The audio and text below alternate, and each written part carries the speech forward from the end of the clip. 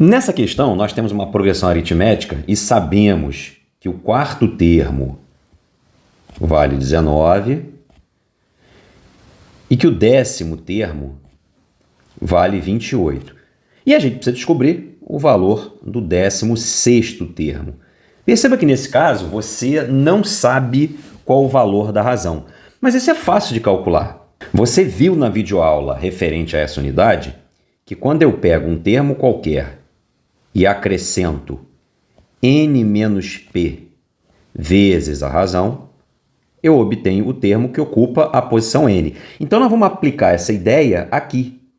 Só que a gente não vai aplicar essa ideia como a gente fez lá no vídeo, que a gente fez para descobrir um termo à frente. Mas a gente já sabe qual é esse termo à frente, é o termo 10. A gente aqui vai usar essa ideia para descobrir qual é a razão. Então eu posso escrever que o A4 mais 6 vezes o R é igual a 10. Chamo a atenção mais uma vez para o fato de que esse 6 que você vê aqui multiplicando o R é a diferença entre o 10 e o 4. Assim, substituindo o que a gente já conhece, que o A4 vale 19 e que o A10 vale 28, a gente chega à conclusão de que 6R é a diferença entre 28 e 19, que dá 9. Portanto, a gente acaba de descobrir que o R é o resultado da divisão de 9 por 6, e isso dá 1,5.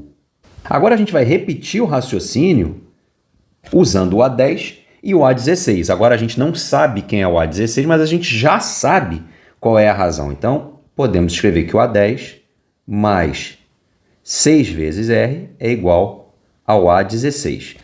Chamo a atenção mais uma vez para o fato de que esse 6 que você vê aí é a diferença entre as posições, só que agora é a diferença entre 16 e 10. Por isso que você vê o 6 aqui. Dessa forma, eu posso escrever que 28, que é o valor do A10, mais 6 vezes 1,5, porque agora eu sei quem é o R, qual é o valor, isso é igual a 16. Portanto, se eu multiplicar 6 por 1,5, isso vai dar 9, e aí se eu somar o 9 com o 28, eu vou descobrir o valor do 16º termo. Portanto, o A16 é 37. Agora que a questão está resolvida, eu vou mostrar para você qual foi a progressão aritmética que eu pensei quando eu criei esse problema. Pronto, tá aí. Essa foi a progressão aritmética que eu pensei. O primeiro termo é 14,5, o segundo termo é 16, o terceiro termo é 17,5. Perceba que o quarto termo é o 19, exatamente como foi informado no enunciado. E o décimo termo é o 28, como foi informado no enunciado. Eu não escrevi a progressão até o 16º termo por pura falta de espaço, mas eu queria aproveitar para chamar sua atenção para um fato bem importante. Vamos pegar aqui o 19, que é o quarto termo. Perceba que ele é a média aritmética de 17,5 e 20,5. Lembrando, como é que se calcula a média aritmética? Você soma os dois números. Se você estiver calculando a média aritmética de apenas dois números, você soma esses dois números e divide por 2. Então, se você somar 20,5 com 17,5, você vai ter 38, que dividido por 2 dá 19. Portanto, 19 é a média aritmética dos seus vizinhos. Agora, naturalmente, isso não acontece só com o 19, isso vai acontecer com qualquer número da progressão. Por exemplo, 22 é a média aritmética do 20,5, que é o seu antecessor, com o 23,5, que é o seu sucessor imediato. Se eu somar 23,5 com 20,5, eu tenho 44, que dividido por 2 dá 22. Então perceba que o 22 é a média aritmética dos seus vizinhos. Se eu olhar, por exemplo, para o 26,5, ele é a média aritmética do 25 com 28, porque a soma de 25 com 28 é 33 e a metade de 33 é 26,5. Portanto, o 26,5 é a média aritmética dos seus vizinhos. Essa é uma propriedade muito interessante, mas não para por aí. Vamos voltar para o 19, que você já viu, que é a média aritmética do 17,5 com o 20,5. Acontece que o 19 também é a média aritmética do 16 com o 22. Perceba que a soma de 16 com o 22 dá 38. A metade de 38 é 19. E não para por aí. O 19 é a média aritmética do 14,5 com o 23,5.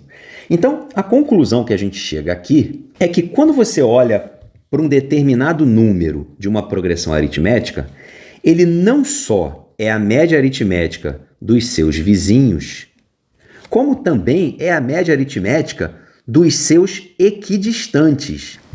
Como você pode ver aqui, ó, o 16 está 2 posições para trás do 19 e o 22 está 2 posições para frente.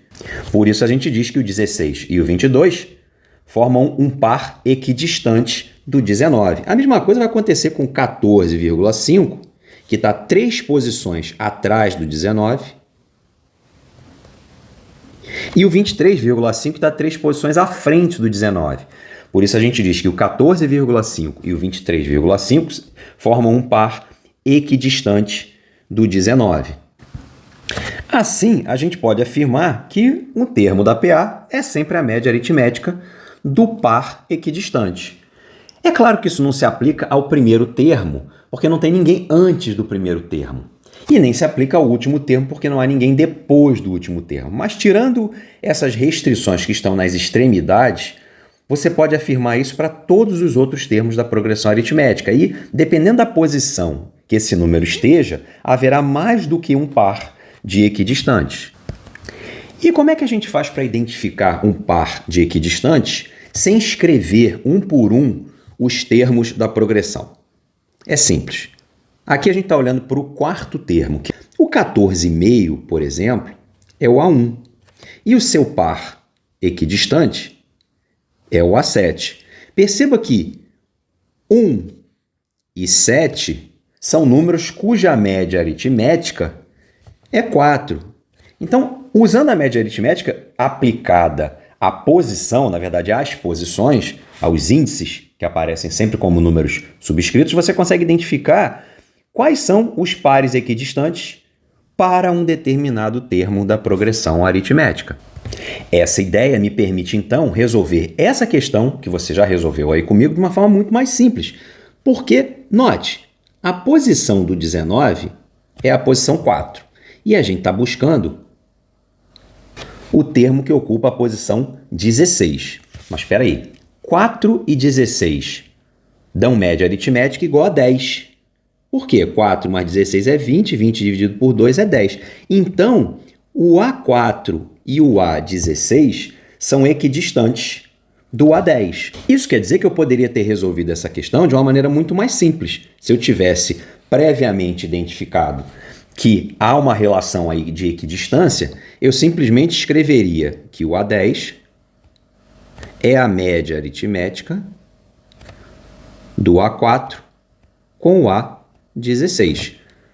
Como eu sei o A10, ele vale 28, e eu também sei o A4, ele vale 19, eu tenho a possibilidade de descobrir o valor do A16. Eu vou multiplicar 28 por 2, isso vai dar 56. Então, 56 tem que ser igual a 19, que é o valor do A4, mais o A16, que eu ainda não descobri. Mas, para descobrir o A16, basta fazer 56 menos 19. Se eu tirasse 20 do 56, eu teria 36. Mas como eu estou tirando só 19, eu tenho 37, que é exatamente a resposta que nós achamos aqui em cima, ó, com a outra solução.